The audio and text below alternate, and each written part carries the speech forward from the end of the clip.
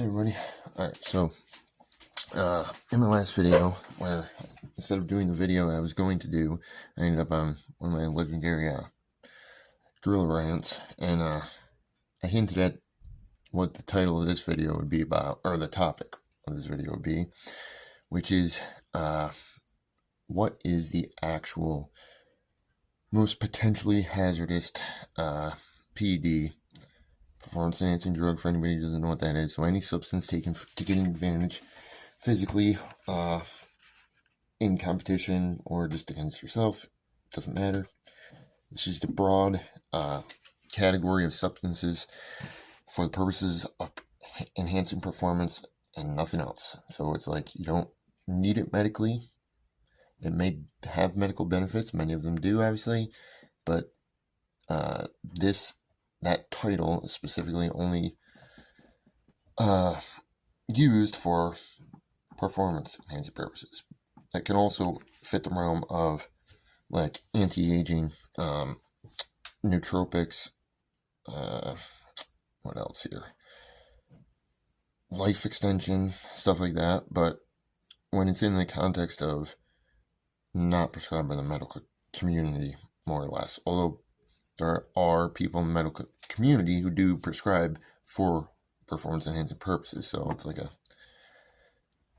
loose kind of thing there. But anyways, let's get to it, because I've been promising you. So the most dangerous PED, and if we were to go by the massive amounts of videos on YouTube right now on this topic, we'd have three very clear options, none of which are the right ones. So first of all, you already know, if you've watched any of my other videos, my feelings about tread. So unless you want the strongest, most effective substance on earth, then yeah, I guess you should stay away from it.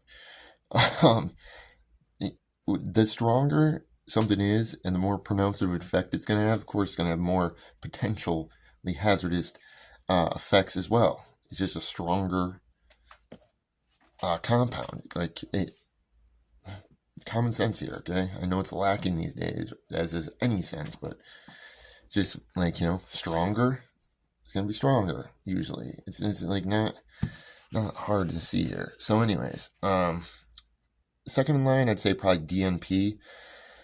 There's not too many videos on it now, but there was when it was like really popular back in the day. Probably, well, not back in the day, but like 4 or 5 years ago, when that one guy was on here. Oh man, what was that guy's name? Well, he was taking DNP, and the third one that would be also by YouTube content standards, one of the three top potentially hazardous or risky ones, right? Which is adipote, which is a peptide actually, but it mimics a signal. Adipote, I don't even know that much about. It's a peptide, so it's a branched chain amino acid that elicits some biological effect in the body, similar to a peptide or a hormone or a growth factor or a signaling compound, chemical. It could be anything. Literally, there's like, your body is just a mess of chemical messengers, and that's what amino acids do. So regardless, with any compound, performance enhancing or not, Tylenol, for example, you can go to the store, buy as much Tylenol as your liver desires.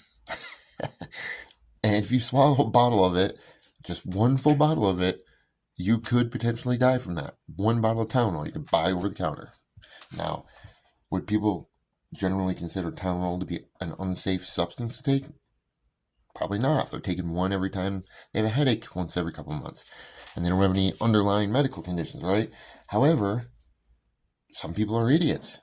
So if you take an entire year's supply of a peptide, which is typically harmless in the case of like adipote or whatever, or how you pronounce it, yeah, potentially it's going to have some pretty negative effects. Now, trend, same thing. If you go overboard, like I said, for me, that line is 100 milligrams every other day. That's like it. 100 every day is bearable, but anything over that, no go. Bad situation. And I've had to cut it short because when you know your body and you know what you're doing, you have research done, and you're a man and you know the consequences potentially, and you go in full knowing everything, right? You don't ever just go haphazardly in it, something that's got a potential risk, without knowing those and accepting them. Otherwise, don't do it. That's what I said in the last video. But regardless, the one compound of those three, which is quite hazardous, we'll just say, and in fact, I don't even know. I mean, it is a performance-enhancing drug, that's for 100% certain, and it is the most effective fat loss compound, bar none. Bar none. I mean, you will lose so much weight and fat, not just like weight, but weight as well, water, lean tissue, and fat in record time. So that's the DNP one, and that one is definitely dangerous, and that probably would be my number one if it weren't for the one I'm going to share today. So, and that, we'll save that for another video, but let me just give you a clear of how that would be like my second, right?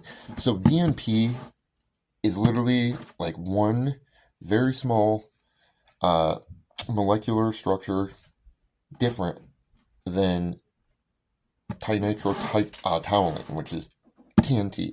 So it's literally like a very close molecular compound to dynamite, and you take it, and it's not, it's just thermogenic. It literally blasts away your fat, and it's no joke. It's very, very effective, but also potentially dangerous, because you can overheat, not even from the stimulants or anything like that, or the weight loss, or just you can dehydrate and overheat, and that's it. That's how thermogenic it is in nature. So what I'm going to share today is even more disturbing, and it's something that every single person that's over the age of 18, works out, and has ever been on YouTube has heard of. Guaranteed that. And in fact, it's one of the longest compounds in use by the actual medical company. It was one of the first hormones ever given to patients. And I'm not a clickbait person. Like, don't like to, throw out lies or anything like that. And it is fact. This compound is potentially the most hazardous, bar none. DNP, forget about it, nothing. It's literally the worst. It could be potentially the worst, and I'll explain why later. But on the other hand of that, generally, 999,000 out of 1 million times you take it, no problems at all. It's like super minimally side effect or risk adverse, right? Why is that? Well, we'll get into that a little bit here too, but let's just get it out of the way. What is the compound? Well, HGH, human growth hormone. And they're going to say, okay, wow, everybody takes that. Like, little old ladies take that. They give it to little kids. That was my joke when I was in bodybuilding. I'd say if it was Anavar or Primobolan, I'd be like, I mean, I guess if you're like, a chick or 10, yeah, take it. Like the guys, you know what I'm saying? That would be my joke with HGH if HGH wasn't so effective. But, I mean, once again, high doses of your typical modern day, produced by genetically modified Chinese E. coli bacteria in labs, or in a petri dish, which is a little disturbing whenever E. coli is producing your HGH, or sometimes they modify these snails. They have these like sea snail farms where they milk snails all day. I'm not even joking. It's one of the 10 ways they extract it. And they just basically infect them with E. coli. And that's how they use them. They just use them as basically like a growth medium for storing it and making it work. Because then they can actually have the biological, thing there. And it's true. Like, there was a picture, I don't know where it went to, I had it saved, but of this lab that produced it in China. I can't remember which one it was, but this was about 10 years ago or 12 years ago. And they made some of the best stuff, purest HGH there was. Honestly, this was like very, very weird, very weird for sure. But Chinese people are a little weird. They're also very intelligent, and the stuff was very good. So I did it. It was great. Plus, you didn't have to worry about what I'm going to get into right now. So, what I said in the last video, HGH alone, it's getting a bad rap in this video, okay? Because the compound itself, the compound you're attempting to take if you're taking HGH, is relatively risk-free for the most part, unless you take too much of it. You're taking a not so pure version, which that does happen, or you get the 192 amino acid version, which human growth hormone, now might as well get this out of the way, is made one of two ways. Well, actually, there's 10 ways, but generally speaking, there's two versions of it that are given that are purely amino acid peptides. So there are chains of amino acids, and they're in a sequence of 191, which that's the one that's closest to our structure of human growth hormone in our bodies. That's the preferred one. Prior to that, they didn't get it quite right, and they had developed a 192 amino acid chain version, which it's still effective, but it does have potential for people developing resistance to it over time.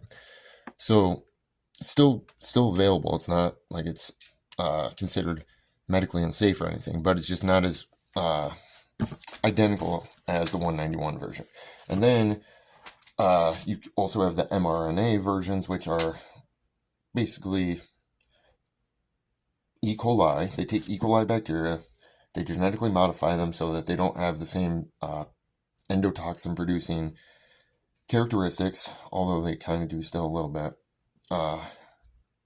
They're more a inflammatory thing, because here's what happens when you get that. So the thing with mRNA recombinant manufactured HGH is that it is identical to human growth hormone, even though it's produced by E. coli bacteria. They do this for a lot of compounds, but they can say that it's, then it's mRNA origin that way, right? They just splice in the gene code they need to in the E. coli bacteria, and bam, they got it producing. Well, here's the issue. How do they get it out? Well, just like we'll get into later, they go through some weird process.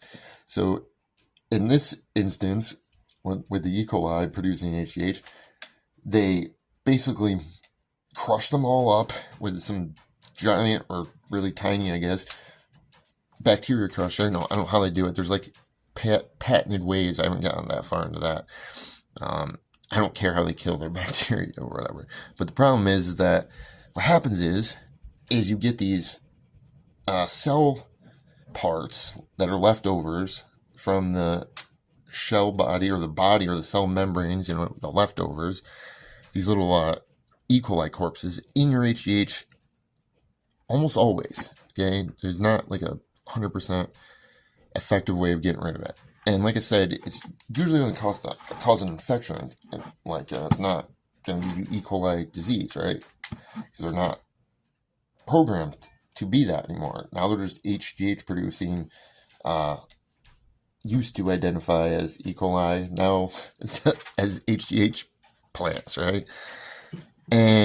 But if you've ever seen a bottle of HGH or packaging details, especially like if it comes from China, generic ones, it'll say on there usually how many IUs are in it, which would be your international units, that's your dosaging, which has an equivalent to milligrams, okay, but it's a whole thing, not this video. And then you'll have your purity, okay, which that's pretty straightforward. And then you're going to have dimers on there, okay? And what dimers are two things. So our body likes to, body is like a biological chemical plant that sometimes has like rogue agents in it. They're like, I'm gonna try some experimenting here, and sometimes they'll string together multiple amino acid chains or peptide chains. Then you get dimers, which are two of them connected together, and they don't produce an actual effect. Okay, but in the dimers of HGH, that also will include your endotoxic, not endotoxic, but auto-inflammatory, I guess, causing bacteria bodies that are floating around there. So dimers try to keep as low as possible. Purity, anything above 96, I think, is like considered approval worthy of the FDA standards. I got the sheet right here, the World Health Organization one. I think it's a 96 or something. Let's see. Yeah, basically says, the funniest part about it is that the NIBSC, right? Confidence in Biological Medicines, World Health Organization sheet, literally says that the pharmaceutical Big Pharma, HGH, is less pure and consistently less pure than the Chinese brands. That's not what it says, but that definitely says that if you read between the lines. So thank you for letting me know that, because I would never spend that much money on that pharma stuff anyways. But yeah, so anything over 96 with no variation on the labeling of 2% higher or lower than that in testing, okay? And that goes for the milligrams too. It doesn't have to be accurate. In fact, according to the WHO, which I don't trust them because these Chinese manufacturers are on their point, let me tell you. They're usually over, which maybe that's why. Maybe they just add so much more to be safe, and then they get what they get, right? Because according to WHO, no matter what it says on your label, it has to be generally close to that. So you really never know what you're getting. The same thing with, they do this with everything. It's an average, so you never really know. That's why when it comes to performance enhancing substances, if you have a very, very trusted supplier, stay with them, because they're probably testing every batch through mass spectrum or whatever analysis they're using, HPLC testing, whatever. And it's probably given to them freebies by their suppliers, because there's not that many of them left. Because the government's like, they want to make their money. So they can't have a bunch of sources out there. They can only have a few. So the competition's very high. So they do everything. They go out of their way to make sure that their clients get everything they want. And with bodybuilding community, and especially with top brands that cater to elite athletes that do this stuff for their livelihood, and we're talking millions and millions of dollars, some of them, not me, of course, but I don't have that motivation or dedication or insanity to try to do something like that, right? It's like that's got to be your whole life. That's not me. So with that being said, they're not going to accept anything less than what they or their coaches would want them to take. So, and they've been taking it forever if they're a pro. It's just the way it is. They're going to know, because you can tell if something's not right, and especially if you get it tested. And there's compounds that are more frequently faked or passed off as others, like in the case of Anavar, it's usually Dianabol or something like that, or T-Bol.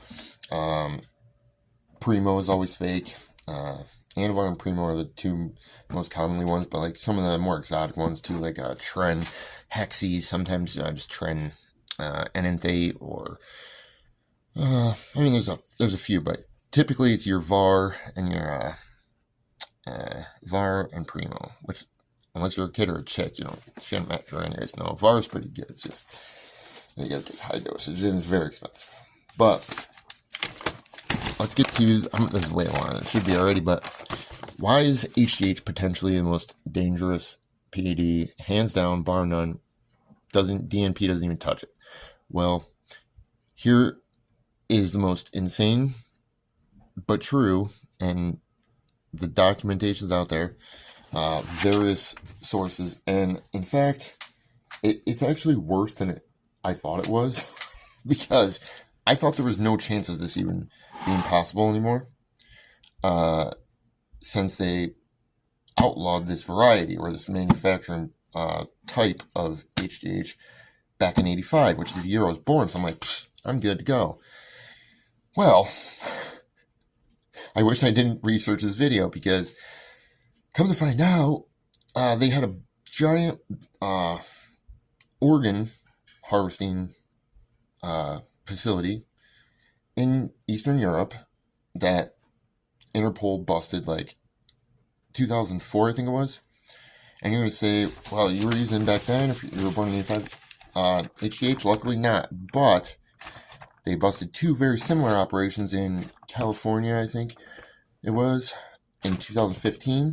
And then I was in prison that year. But prior to that, yes. And they were not just open and got busted. Nobody gets busted overnight. And those places were even more disturbingly, like, they had like cadavers, bodies just chainsawed apart and hanging on the walls or like sewed together and stuff. And they were just selling the organs and stuff. And that's how we're getting into this, because that's how HGH was prepared for medical doctors to provide their patients with, because at the time that was the only way to do it, was to literally use a cadaver. So that's the caveat. The caveat is that it has to be the cadaver variety. Problem is, you don't know until it's too late. And here's the crazy zombie connection to this all too.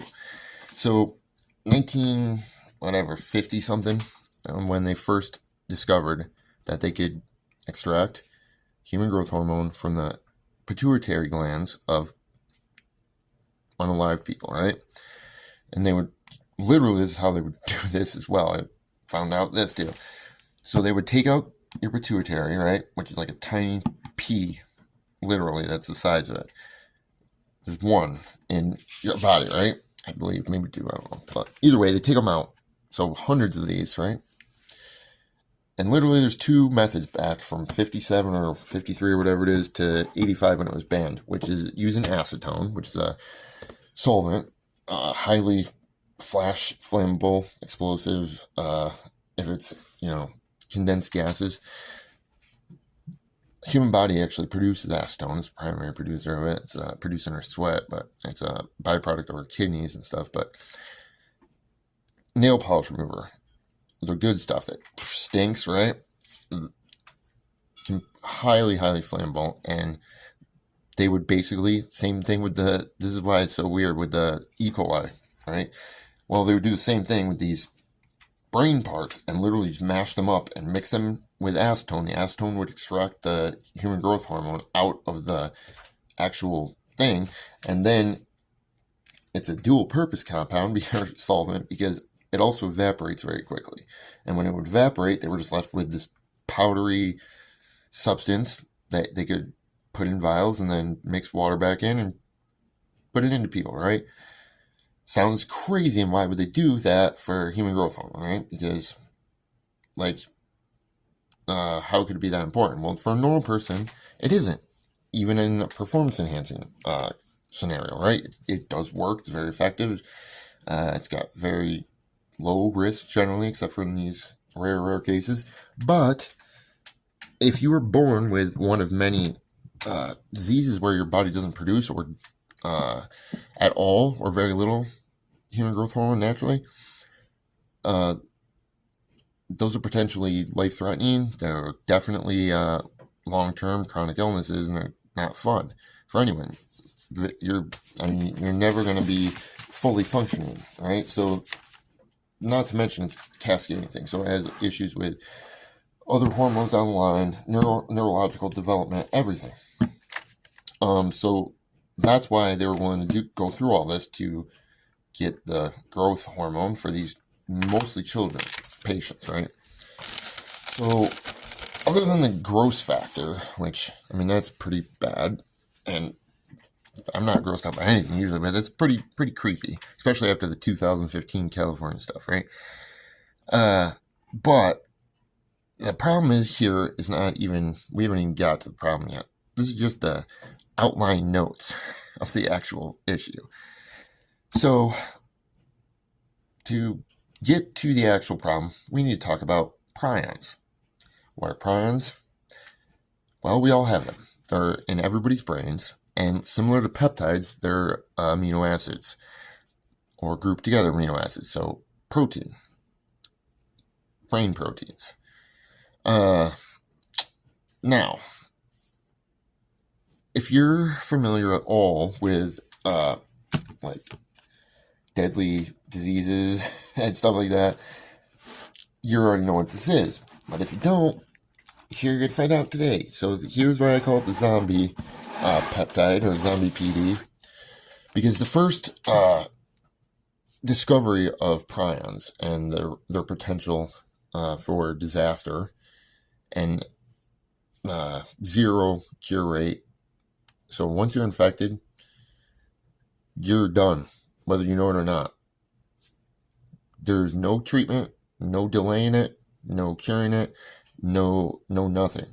You cannot do anything. Once the symptoms are, once you have noticeable symptoms, right? So your symptoms become apparent. 1 year, less than 1 year. Nobody in the history of the study of this since the, I believe, early 50s, or even a little bit before that, not one patient has ever made it past a year once the onset of symptoms has occurred. Now, the thing is out in the real world, okay, there's only, well, first of all, let me just put it this way. There's people who are completely immune to this problem, genetically wise. There's other individuals who are very unlikely to get affected by this. Their body has a natural defense through genetic means, right? Then there's part of the population that through just one gene, one place, okay, one gene marker in one sequence, and it's not even like a big one, but it could be 27 different spots in this thing that causes prions, right? And if you have this one gene, and not even if you don't have it, that's good, because if you don't have it, you're good to go. You can eat as many dead bodies as you want. You could be a cannibal if you want, and a lot of people can be.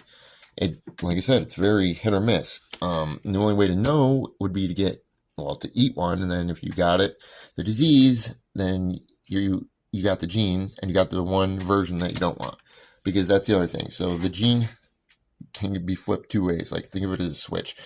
If it's in one direction, then you're unlikely to get it, but you can. If it's the other direction, you're pretty much gonna get it no matter what. And if you don't have that gene at all, you're good to go. Okay. So how do they figure this out?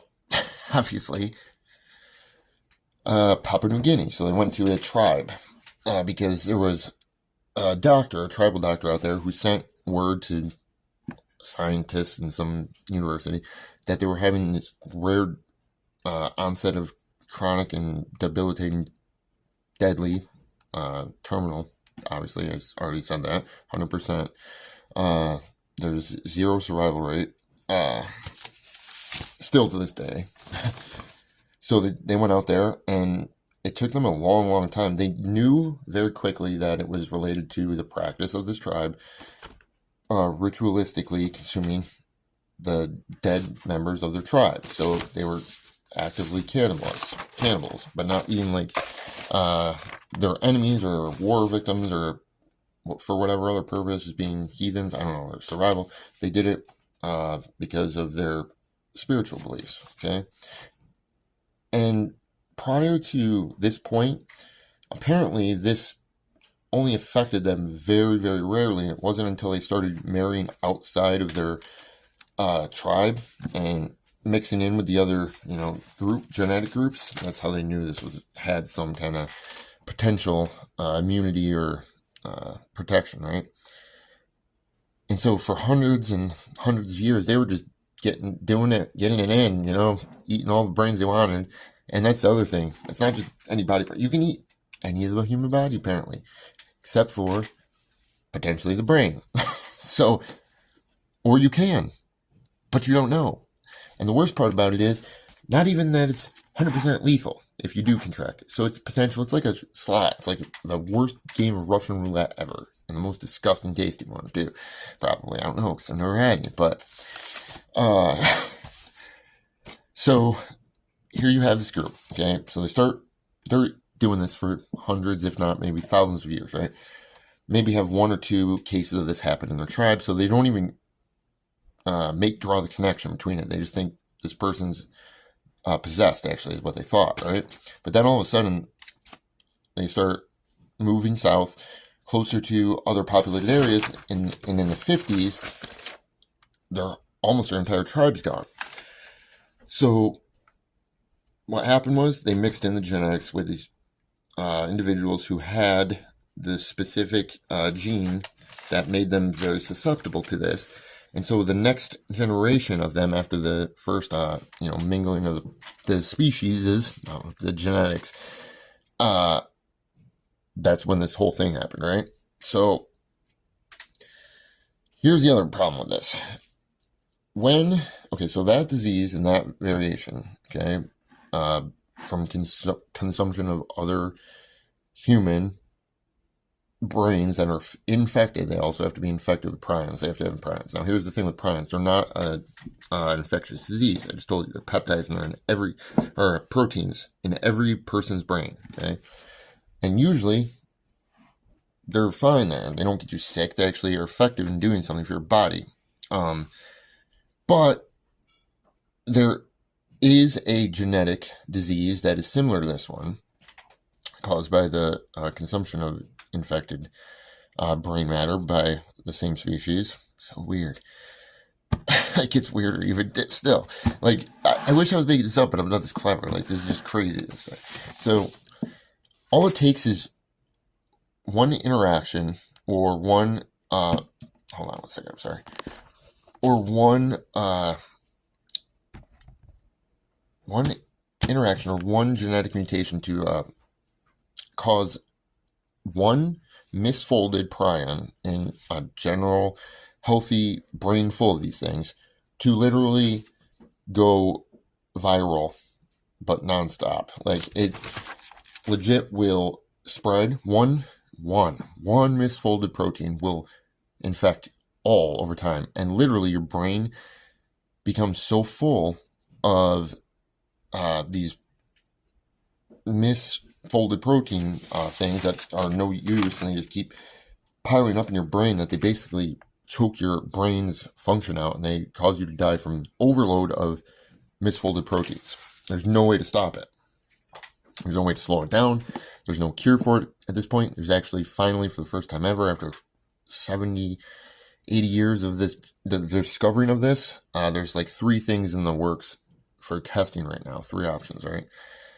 And they're only in like initial stages. So that's pretty bad. So yes, it's the chance of you actually becoming infected with it is like so low. It's not even it wouldn't even be considered. That's why they never did consider it even. The issue is because it was the first recognized long onset disease. Okay, so basically, if you have a genetic mutation in your brain that causes the version of it from that, which is CJV disease or CJD disease, I think it's called. It's basically a human, it's similar to Alzheimer's, okay? But it's a genetic mutation that occurs very much sooner in life, okay? But the average onset of this actually occurring is 30 years after your brain would actually, produce a misfolded protein because of the genetic mutation or whatnot, right? So you're going to probably be in your last few years anyways, right? Because you, up to the age of 10, this doesn't happen for some reason. It's like, probably because there's not enough of a chance involved for it to actually screw up one of these coatings of one of these proteins or something. Or, I don't know, whatever the reason is, but that's what they've determined. So basically, you're going to at least be 41 if you were the most unluckiest of unlucky people on earth that had it, right? And 1 million people are infected or affected by this across all human population, the genetic version, okay? So that takes 30 years for the symptoms, and then you have 1 year and you're done, or less than 1 year. That's the genetic version, okay? The other version that I talked about prior to that, Kuru, that's what that was called, which is the consumption of infected genetic ones. So that's the connection here. That's where the crazy chance comes into. So a very rare genetic mutation, okay, in a very, very small part of the population occurs. Somebody happens to have it. They die because they're very old. They don't have any symptoms because they died before the onset of their symptoms, because it's a very, very long onset disease. So ritualistically, in this culture, these people consume the bodies and whatever. Well, just so happens that this person, one out of who knows how many in their, tribal history, ends up having this genetic mutation. One of the individuals there is unfortunately susceptible to it, or susceptible to being inoculated with it, right? Because they intermingled with another tribe and other peoples. So we've got like a compound of insane factors. Like, that's like hitting the cosmic lottery of death, the torture, like horrible. That's like hitting like the Powerball of unluckiness. I don't know, like the worst lottery ever. But the statistical chances of that are so low that it's like mind-boggling. Now, here's the other thing. So you've probably heard of this version of the disease, which is mad cow disease. That is the exact same type of, it's a prion disease, but it happens in cows, not humans. So bovines, that's where the, their actual name for it is. But CJD or CJV, I think it's called, is the human version of mad cow disease. Now, the problem is that, as we know, mad cow disease can be transferred to humans. So that's why anytime there's an outbreak of it, they freak out so much. And same thing. Some person thought it was a great idea to feed the brains of cattle to cattle. Just not smart, because this is what happened. So, same thing. Just like the tribe in Papua New Guinea that they got Kuru, this cattle is afflicted because somebody is feeding them other cattle brains, okay? Now, the crazy thing about this is that if you get the genetic mutation version, I just told you 30 years onset, right? So you don't know, there was no testing for it, and obviously it's asymptomatic, so you don't even have, you have no idea until it's too late.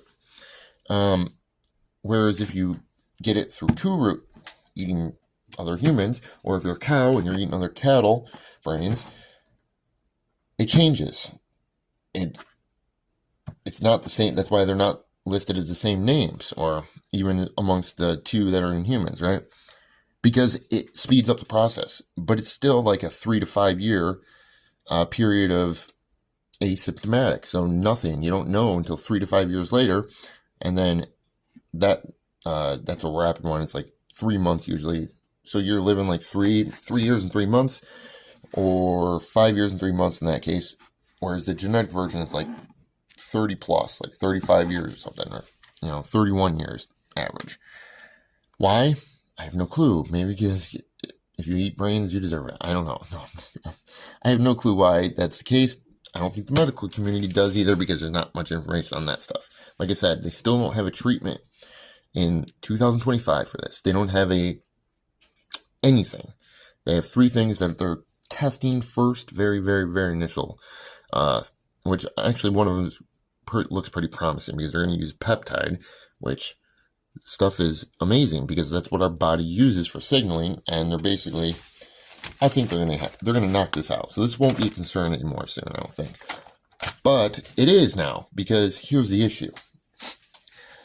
So when they were doing this, okay, they just, same thing with the bad luck of all these other people.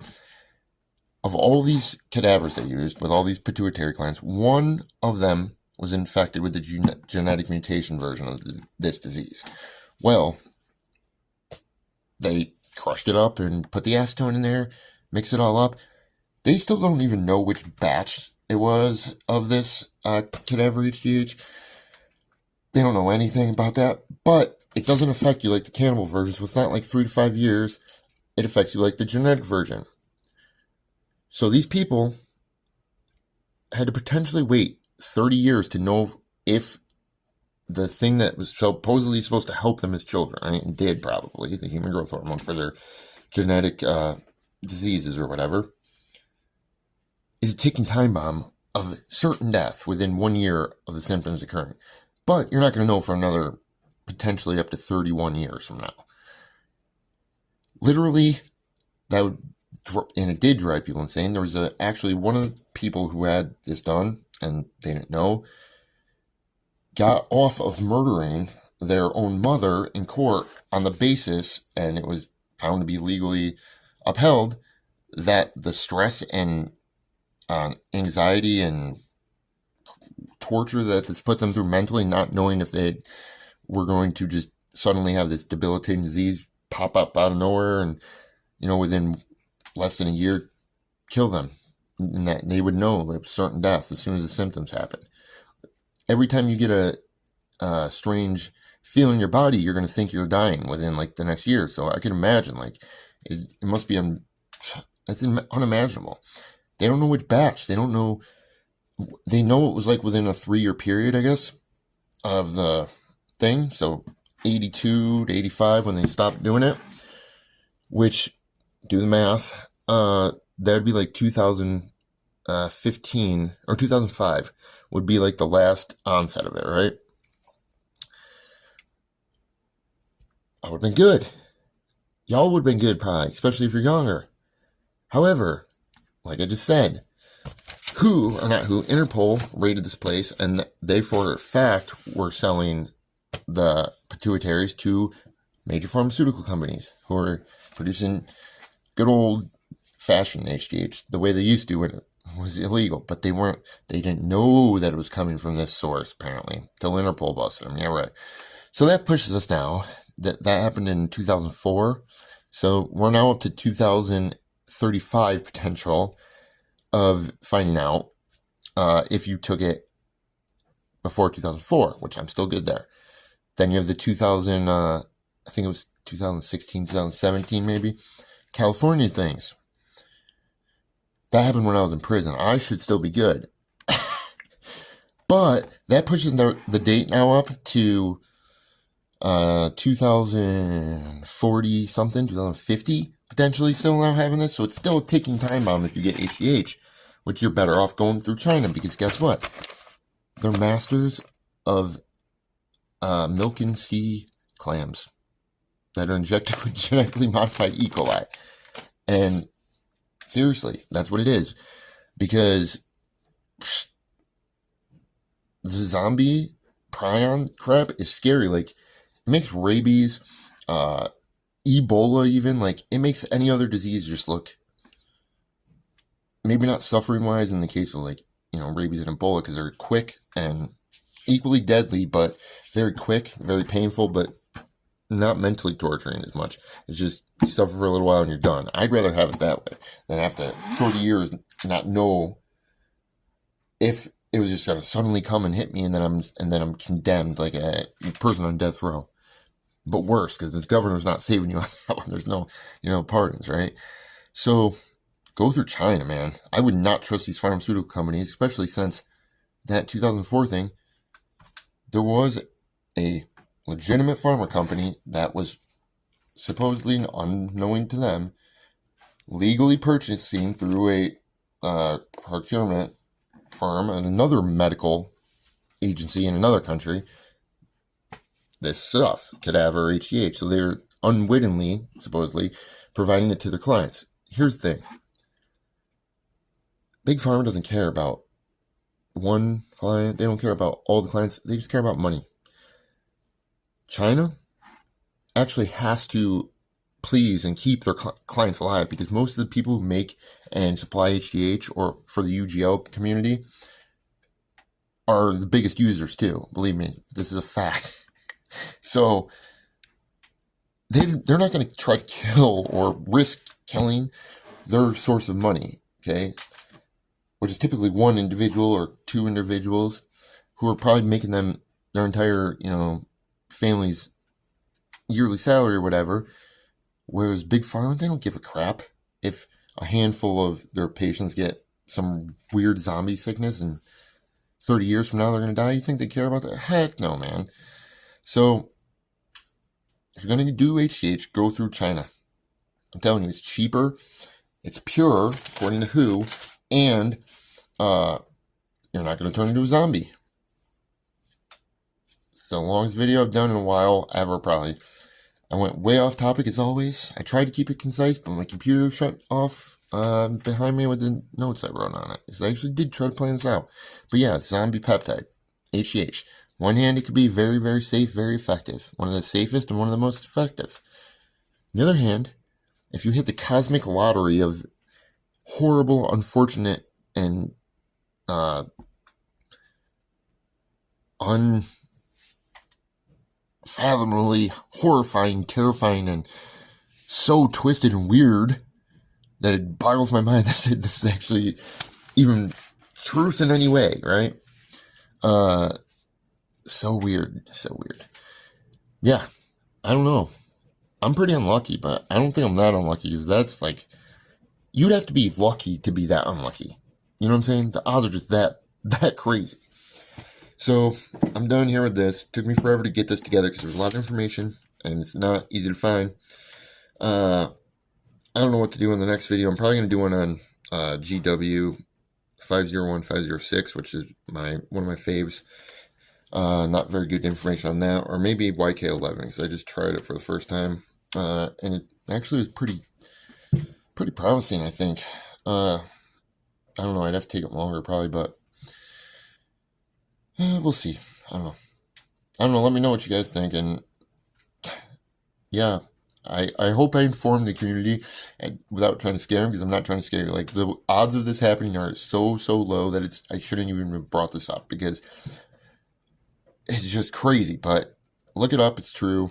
All the facts are there. This is very well documented, researched, and it's all over the medical scholarly and research studies and journals. There's books. The Nobel Prize in 91 was given to the guy who basically put it all together by studying this group in Papua New Guinea. So like, it's a very, very big thing that nobody talks about it really, because they think it was like 85 and it's done. That's what I thought. And then I'm like, wait, 2004? And then I'm like, 2015? And then I'm like, 30-year onset. I'm like, what is going on here? And got bigger and bigger. And I'm like, oh my gosh, this is going to be another long video. And he's up talking even more. So, have a good day. I'm going to bed. And stay away from Big Pharma HGH. Stay away from that stuff. Go to China, man. Go to China. You're angry Uncle Gorilla. I always couldn't trust them. Trying to give us zombie HGH and stuff. Like, we're not twisted individuals enough.